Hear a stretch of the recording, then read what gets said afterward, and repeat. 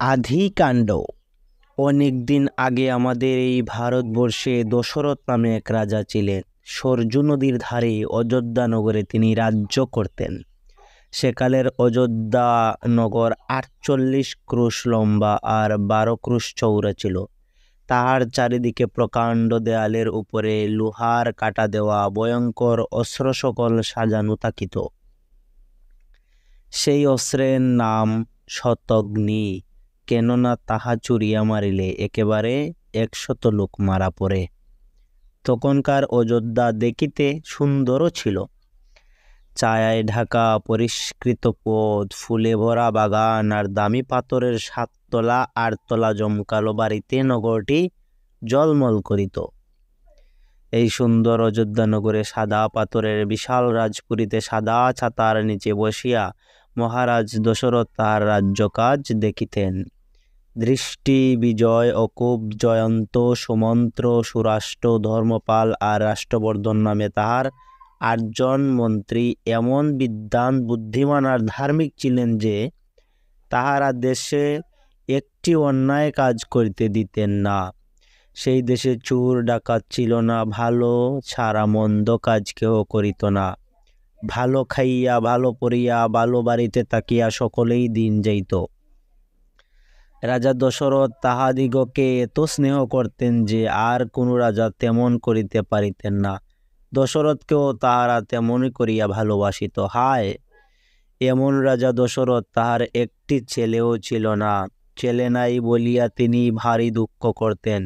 একদিন মন্ত্রীদিগকে বলিলেন, দেখো, আমি যজ্ঞ করিব, হয়তো তাহাতে খুশি হইয়া দেবতারা আমাকে পুত্র দিবেন। একথা শুনিয়া সকলেই বলিল, মহারাজ, আপনি ঋষ্যশৃঙ্গমণিকে নিয়ে আসুন, তিনি যজ্ঞ করিলে নিশ্চয়ই আপনার পুত্র হবে। এই মুনির হরিণের মতো শিং ছিল, তাই লোকে তাকে ঋষ্যশৃঙ্গ বলিত। এমন ভালো মুনি কমই দেখা গিয়েছে। মন্ত্রীদিগের কথা শুনিয়া দশরথ বলিলেন, বড় ভালো কথা, ঋষ্যশৃঙ্গ যে আমার জামাই হন, কারণ তিনি আমার বন্ধু লুম্পাদ রাজার মেয়ে শান্তাকে বিবাহ করিয়াছেন। আমি নিজেই তাহাকে আনিতে যাইব। লুম্পাদ রাজার বাড়ি অঙ্গদেশ। দশরথ সেই অঙ্গদেশে গিয়া ঋষ্যশৃঙ্গমণিকে লইয়া আসিলেন। তারপর যজ্ঞ আরম্ভ হইল। আগে হইল অশ্বমেধ যজ্ঞ। গুড়ার মাংস দিয়া এই যজ্ঞ করিতে হয়। প্রথমে একটা গুড়া ছাড়িয়া দেওয়া হইল। গুড়ার সঙ্গে অস্ত্র শস্ত্র লইয়া অনেক লোকজনও চলিল, যাহাতে কেউ আটকাইতে না পারে। তাহারা ক্রমাগত 1 বৎসর ঘোড়াটাকে নানা দেশ ঘুরাইয়া শেষে তাহাকে অযোধ্যায় ফিরাইয়া আনিল। ততদিনে শত শত কারিগর, ছুতোর, রাজমিস্ত্রি, মুটে মজুর মিলিয়া সরজুর উত্তরদ্বারে যজ্ঞের জন্য চমৎকার জায়গা তৈয়ার করিয়াছে। সেখানে কত মুনি, কত ব্রাহ্মণ, কত রাজা, অন্য লোকজন কত আসিয়াছে, তার লেখাজোখা নাই। মিথিলার রাজা জনক, অঙ্গদেশের রাজা লুম্পাদ, মগধের রাজা, পূর্বদেশের রাজা, সিন্ধু দেশের রাজা, সৌবীরের রাজা, সৌরাষ্ট্রের রাজা, আর কত বলিব। পৃথিবীর যত রাজার সঙ্গে দশরথের বন্ধুত্ব ছিল, সকলেই উপস্থিত। ঘোড়া ফিরিয়া আসিলেই অশ্বমেধ যজ্ঞ আরম্ভ হইল। যজ্ঞের কয়দিন সকলে কি আনন্দ করিয়া যে নিমন্ত্রণ খাইল, তাহা কি বলিব। যত চাইয়াছে ততই খাইতে পাইয়াছে। ব্রাহ্মণেরা ভোজনে সন্তুষ্ট হইয়া বলিলে, মহারাজের জয় হোক। ছেলেদের পেট ভরিয়া গেল, তবু তারা বলিল, আরও খাইব। অশ্বমেধ যজ্ঞ শেষ করিয়া ঋষ্যশৃঙ্গ বলিলেন, এরপর পুত্রেষ্টি যজ্ঞ করিলে মহারাজের ছেলে হইবে। তখনই পুত্রেষ্টি যজ্ঞ আরম্ভ হইল। সেই যজ্ঞের আগুনের ভিতর হইতে একজন পুরুষ বাহির হইয়া আসিলেন। তিনি দেখিতে অতি ভয়ঙ্কর।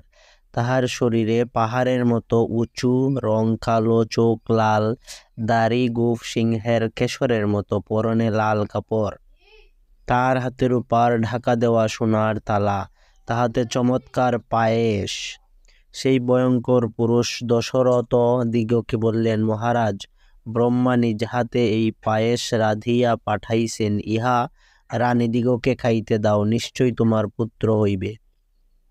এই বলিয়া তিনি কোথায় যে মিলাইয়া গেলেন কেহ দেখিতে পাইল না।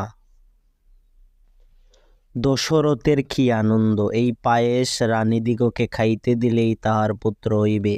প্রধান রানী তিনজন, বড় কৌশল্যা, মেজ কয়েকী, ছোট সুমিত্রা। দশরথ কি আর তিনজনকে পায়স বাটিয়া দিলেন?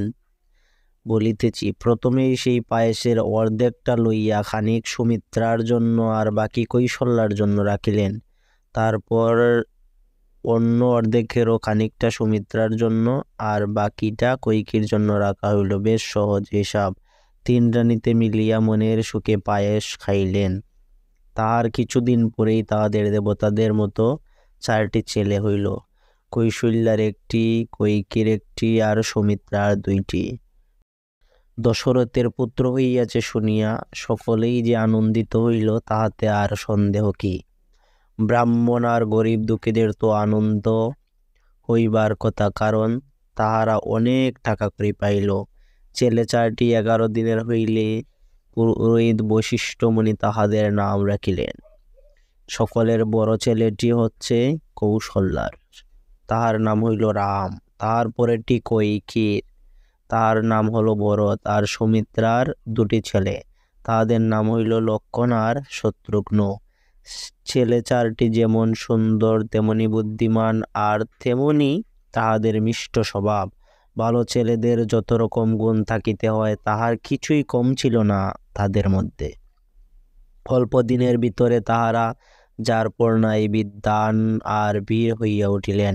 লেখায় পড়ায় যুদ্ধে শিকারে কোনো কাজই তাহাদের মতন আর কেহ ছিল না। ভাইকে কেমন করিয়া ভালোবাসিতে হয় তাহা রাম, লক্ষণ, ভরত আর শত্রুঘ্নকে দেখিলেই বুঝিতে পারিতে। তাহার মধ্যে আবার রামকে লক্ষণ আর ভরতকে শত্রুঘ্ন আরো বেশি করিয়া ভালোবাসতেন। ইহাদিগকে দেখলেই সকলেই সুখী হইত। রাজা দশরথ যে কতখানি আনন্দিত হইতেন তাহা বলিয়া শেষ করা যায় না।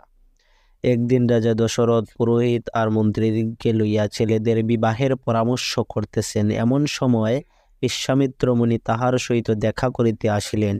মুনিদের ভিতরে বিশ্বামিত্রের মান বড়ই বেশি।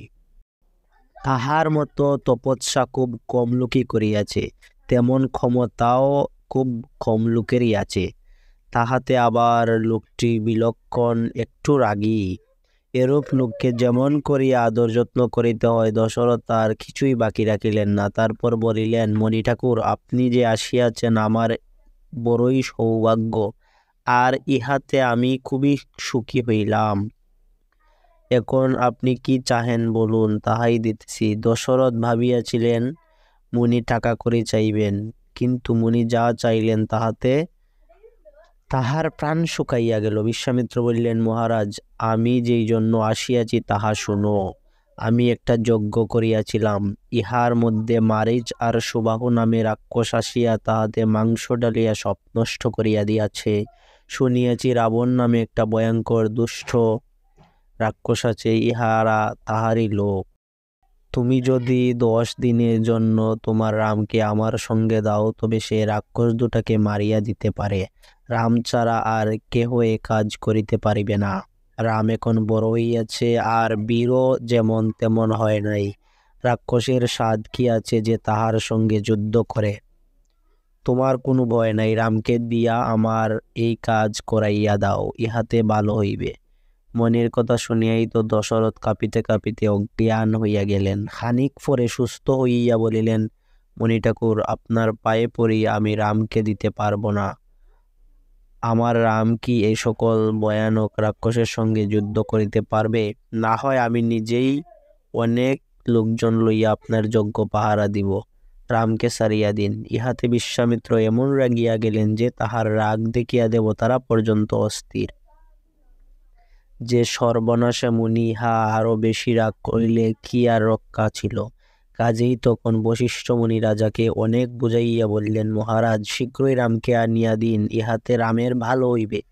বিশ্বামিত্র যেমন তেমন মুনি নহেন, ইহার সঙ্গে যাইতে রামের কোনো ভয় নাই। তাহার ভালোর জন্যই বিশ্বামিত্র তাহাকে লইতে আসিয়াছেন। বশিষ্ঠের কথা শুনিয়া দশরথ আর ভয় রহিল না। তিনি রাম আর লক্ষ্মণকে আনিয়া দিলেন। যুদ্ধের পোশাক পরিয়া তীর ধনুক খড়গ লইয়া বিশ্বামিত্রের পিছু পিছু দুই ভাইকে যাইতে বড়ই সুন্দর দেখাইতেছিল।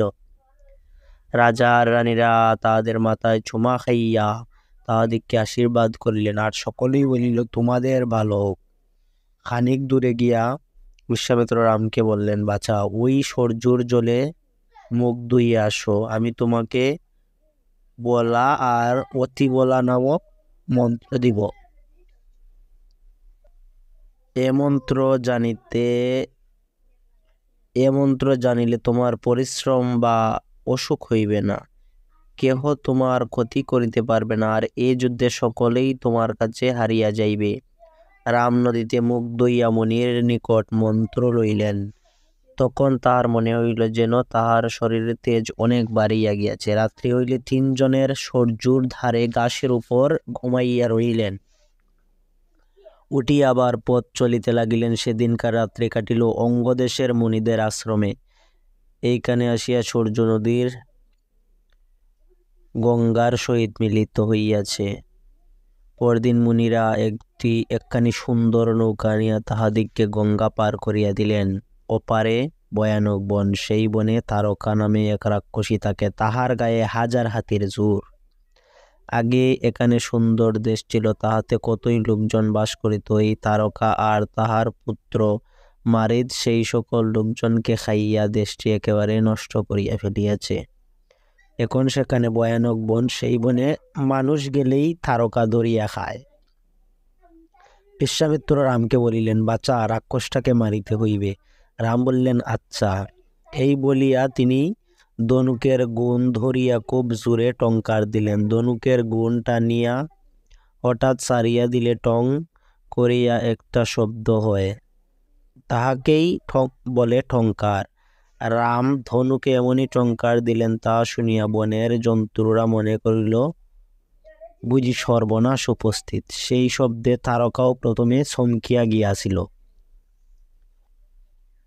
কিন্তু তারপরেই সে হাত তুলিয়া হা করিয়া গুরুতর গর্জন করিতে করিতে আসিয়া উপস্থিত। তখন ধুলায় চারিদিকে অন্ধকার করিয়া সে রাম লক্ষ্মণের উপর পাথর ছুঁড়িয়া মারিতে লাগিল, কিন্তু রামের বাণের কাছে সেই পাথর কিছুই নয়। তিনি পাথর তো আটকাইলেন, তাহার উপর আবার রাক্ষসীর লম্বা হাত দুটো কাটিয়া ফেলিলেন, তবুও কিন্তু সে ছুটিয়া আসিতে ছাড়ে না। তাহা দেখিয়া লক্ষ্মণ তাহার নাক আর কান কাটিয়া দিলেন। তখন সে হঠাৎ যে কোথায় মিলাইয়া গেল কিছুই বোঝা গেল না।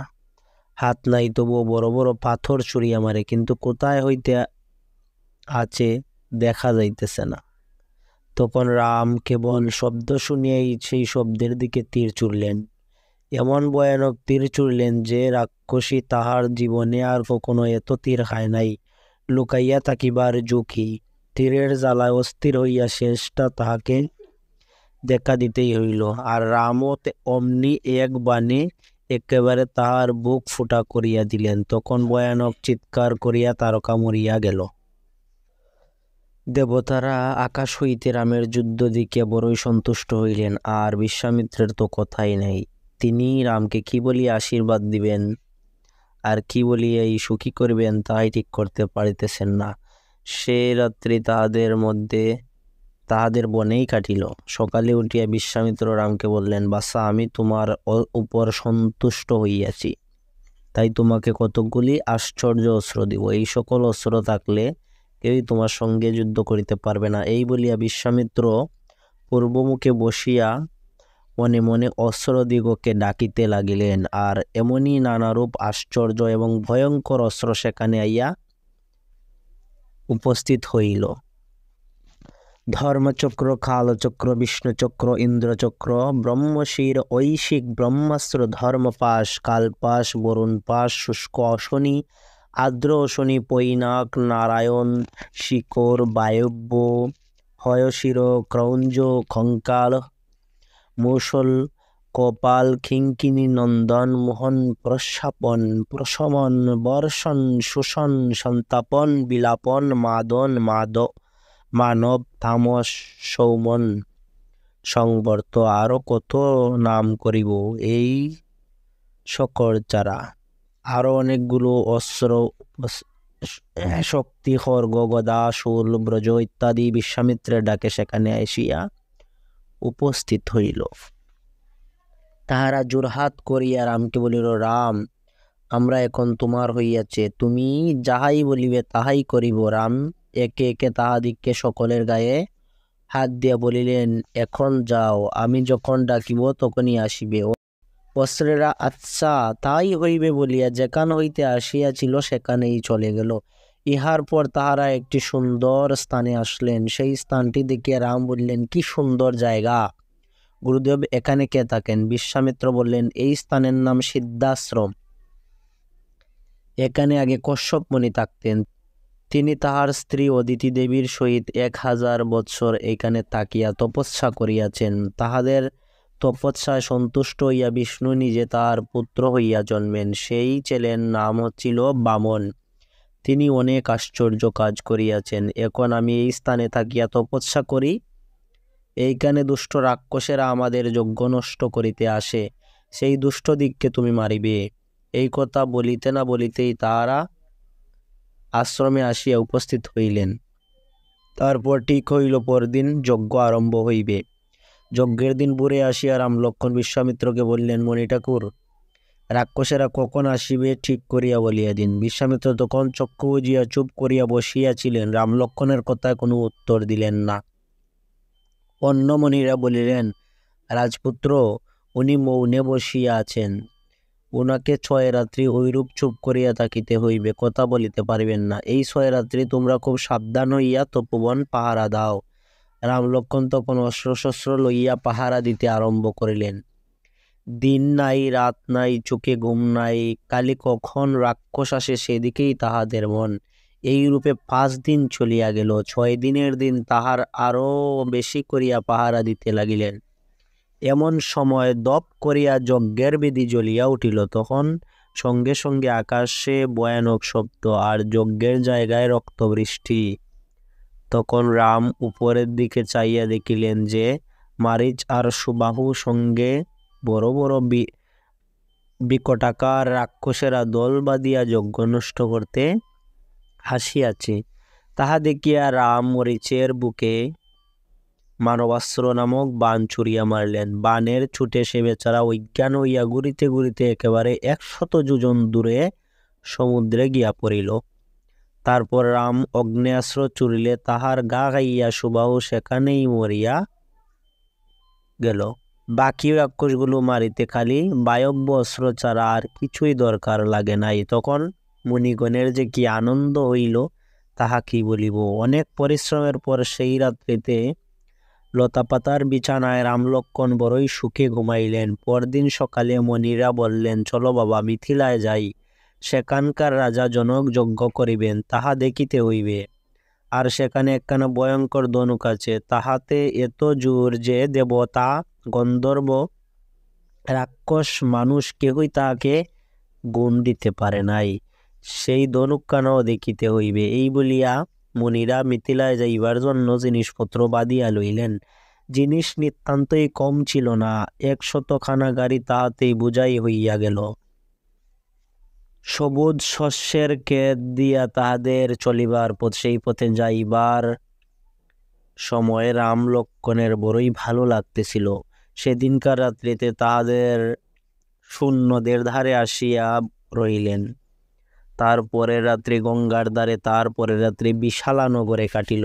4 দিনের দিন সকাল বেলায় তাহারা দূর হইতে মিথিলার সুন্দর রাজপুরী দেখতে পাইলেন। ওই স্থানের নিকটেই অতি সুন্দর আর খুব পুরাতন আশ্রম ছিল। তা দেখিয়া রাম বিশ্বামিত্রকে জিজ্ঞাসা করলেন, গুরুদেব, এটি কাহার তপোবন? এখানে কেন লোক নাই? বিশ্বামিত্র বললেন, বাছা, এটি গৌতম মুনির আশ্রম। গৌতমের স্ত্রী অহল্যা একবার একটা নিতান্ত অপরাধের কাজ করাতে গৌতম তাহাকে এই বলিয়া শাপ দিয়েছিলেন, তুই এইখানে ছাইয়ের উপর পড়িয়া থাক, তোকে কেউ দেখিতে পারিবে না, বাতাস ভিন্ন, তুই আর কিছু খাইতে পারবি না। এইরূপ বলিয়া তাহার অনেক বৎসর কাটিবে। তারপর যখন দশরথের পুত্র রাম এইখানে আসিবেন তখন তাহার পূজা করিস, তা হইলে আবার তুই ভালো হইবি। আর আমিও ফিরিয়া আসিব। এই বলিয়া গৌতম কৈলাস পর্বতে চলিয়া গেলেন। রাম, তুমি একবার এই আশ্রমের ভিতরে আসো, তাহলে অহল্যা আবার ভালো হইয়া যাইতে পারে। গৌতমের আশ্রমে গিয়ে তাহার অহল্যা দেবীকে দেখিতে পাইলেন। এতদিন ধরিয়া কেবল তপস্যাই করিয়াছেন, তাহাতে তাহার শরীরে এমন আশ্চর্য তেজ হইয়াছে যে দেবতারাও তার দিকে তাকাইতে পারেন না। এতদিন গৌতমের সাপে কেউই তাহাকে দেখিতে পারে না, এখন রাম আসিয়াছেন বলিয়াও সকলেই তাহাকে দেখিল। অহল্যাকে দেখিয়া রাম লক্ষ্মণ তাহার পায়ের ধুলা মাথায় করিয়া লইলেন। অহল্যাও গৌতমের কথা মনে করিয়া রামকে পূজা করিলেন। এদিকে গৌতম মুনি হিমালয়ে থাকিয়া তপস্যার দ্বারা সকল কথাই জানিতে পারিয়াছেন, সুতরাং তিনিও তখন সেখানে আসিয়া উপস্থিত। এইরূপে অহল্যা দুঃখের শেষ হল। তারপর গৌতম আর অহল্যা দুইজনে মিলিয়া মনের সুখে ঈশ্বরের আরাধনা করিতে লাগিলেন। গৌতমের আশ্রম হইতে মিথিলা বেশি দূরে নয়। সেখানে গিয়ে সকলেই দেখিলেন যে জনক রাজা অতি চমৎকার যজ্ঞের আয়োজন করিয়াছেন। কত মুনি, কত লোকজন, কত গাড়ি ঘোড়া সেখানে আসিয়াছে, তাহা গনিয়া উঠিয়া ভার। বিশ্বামিত্র তাহাদের থাকিবার জন্য সেই ভিড়ের এক কোণে একটি নিরিবিলি জায়গা খুঁজিয়া লইলেন। ততক্ষণে রাজা জনক খবর পাইয়া বিশ্বামিত্রকে আদর করিবার জন্য সেখানে আসিয়া উপস্থিত হইয়াছেন, সঙ্গে তাহার পুরোহিত শতানন্দমণি। বিশ্বামিত্রকে নানারূপ সম্মানে তুষ্ট করিয়া রাজা জিজ্ঞাসা করিলেন, মুনি ঠাকুর, আপনার সঙ্গে এই ছেলে দুটো কি সুন্দর! আহা, যেন দুটি দেবতার ছেলে। এই দুটি কোন রাজার পুত্র? আর কি জন্য এত কষ্ট করিয়া এখানে আসিয়াছেন? বিশ্বামিত্র বললেন, মহারাজ, ইহারা অযোধ্যার রাজা দশরথ পুত্র।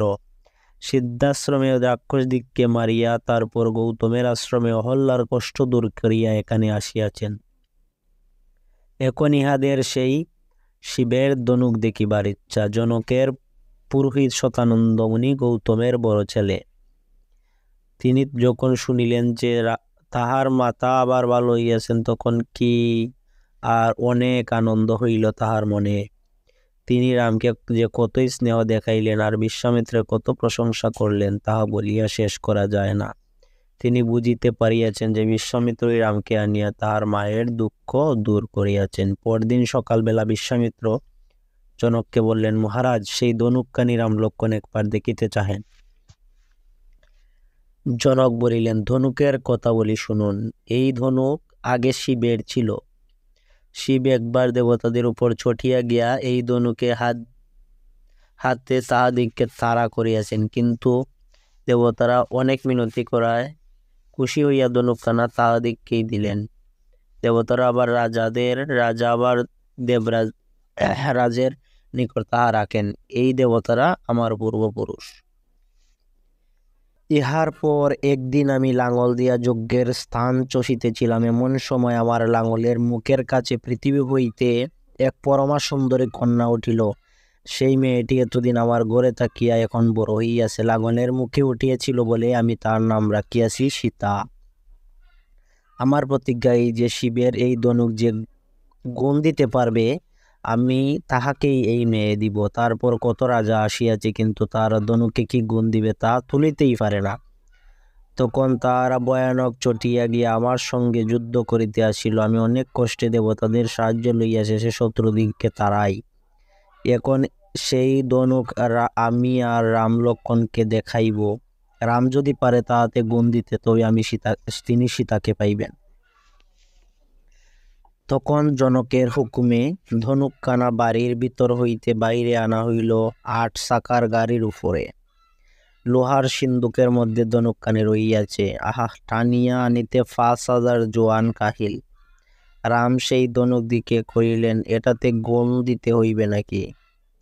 বিশ্বামিত্র আর জনক বললেন, হ্যাঁ। এত বড় ধনুক তুলিতে রামের একটু কষ্ট হইলেও তাহার নিন্দার কথা ছিল না।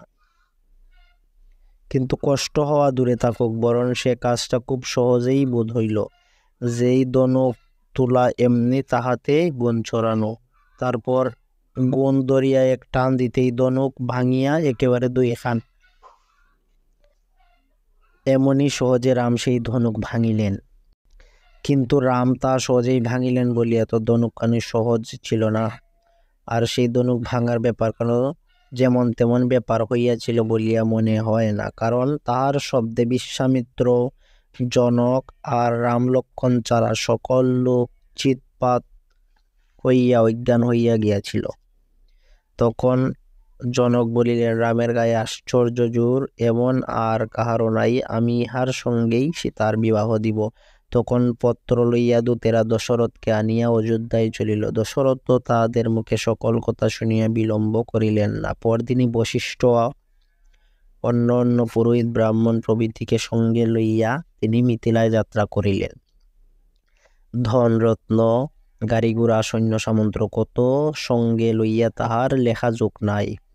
মিথিলায় পৌঁছিতে তাহাদের 4 দিন লাগলো। রাজায় রাজায় দেখা হইলে একটা দমদাম হইয়া থাকে, সে আর কত বর্ণনা করিব। কিন্তু আসল কাজের কথাটা, রামের বিবাহের কথা, সেই বিষয়ে পরামর্শ কিরূপ হইয়াছিল বলিতেছি।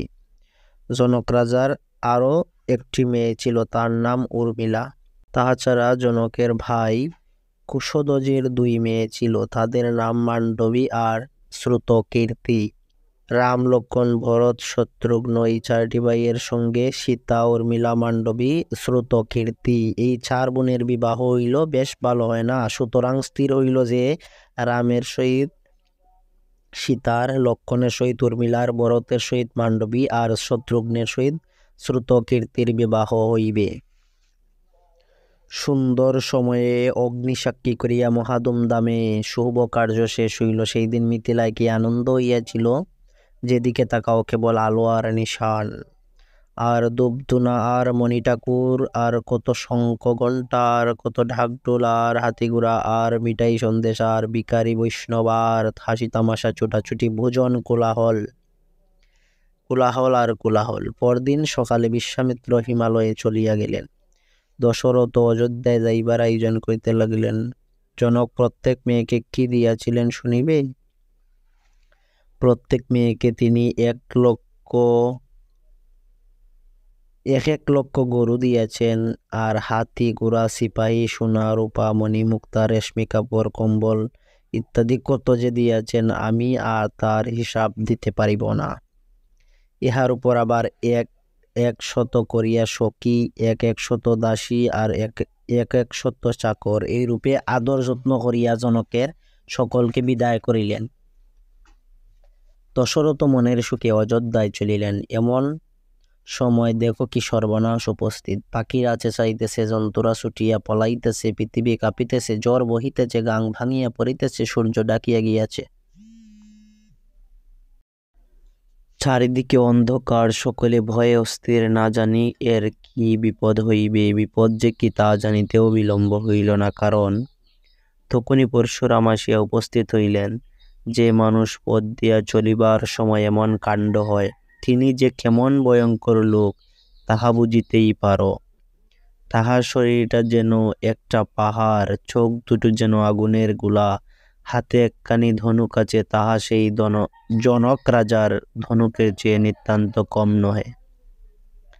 আর একখানা কুড়াল যে আছে, তাহার কথা আর কি বলিব।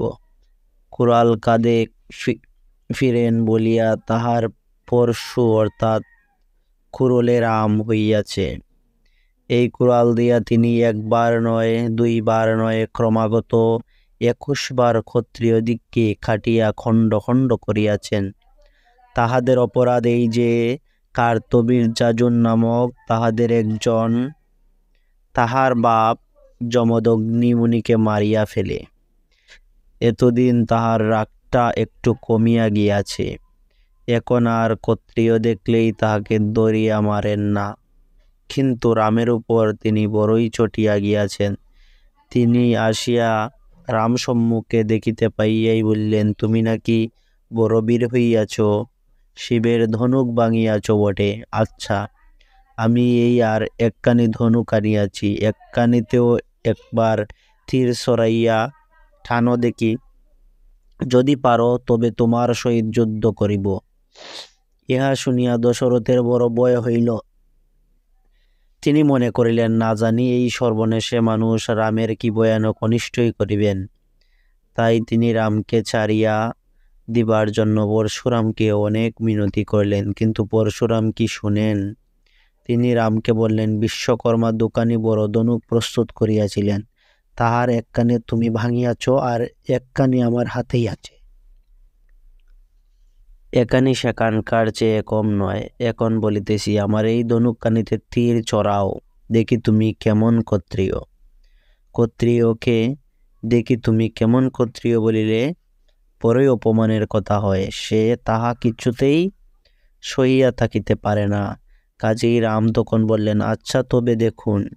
এই বলিয়া তিনি ধনুকখানি লইয়া তাহাতে গুণ দিলেন, তারপর একটি বাণ তাহাতে চড়াইয়া বললেন, মণি ঠাকুর, আপনি ব্রাহ্মণ, আমার গুরু লোক, তাই এই বাণ আমি আপনার উপর ছুড়িতে ইচ্ছা করি না, কেননা তা হইলে আপনি মরিয়া যাইবেন। তবে আপনি তপস্যা করিয়া যে সকল জায়গায় পাইয়াছেন, আমি ইচ্ছা করলে তাহা নষ্ট করিয়া দিতে পারি, না হয় আপনার আকাশে চলাফেরার পথ বন্ধ করিয়া দিতে পারি। এখন বলুন কোনটি করিব। এতক্ষণের পরশুরামের সেই রাগ নাই, তিনি খুবই জব্দ হইয়া গিয়াছেন। তাই তিনি নরম হইয়া বললেন, রাম, আমার তপস্যার পাওয়া স্থানগুলি না হয় নষ্ট করিয়া দাও, কিন্তু আমার পথ আটকাইও না। তোমার ভালো হোক, আমি বুঝিতে পারিয়াছি যে তুমি সেই লোক নও। সুতরাং রাম তীর ছুড়িয়া পরশুরামের তপস্যার পাওয়া জায়গাগুলি নষ্ট করিয়া দিলেন, তাহার পথ আটকাইলেন না। তখন পরশুরাম সেখান হইতে চলিয়া গেলেন, আর সকলে অযোধ্যায় চলিয়া আসিল। তারপর রানীরা কত আদর করিয়া বউ ঘরে লইলেন, সে আর বেশি কি করিয়া বলিব। সে সময় পূজা অর্চনা, গান বাজনা, আমোদ আহ্লাদ অবশ্যই হইয়াছিল। রানীরা বৌদিকে আশীর্বাদ করিয়া বসন ভূষণ কত কি দিয়াছিলেন, সে খবর কে রাখে? আমি কেবল ইহাই জানি যে ইহার কিছুদিন পর ভরত আর শত্রুঘ্ন মামার বাড়ি বেড়াইতে গেলেন।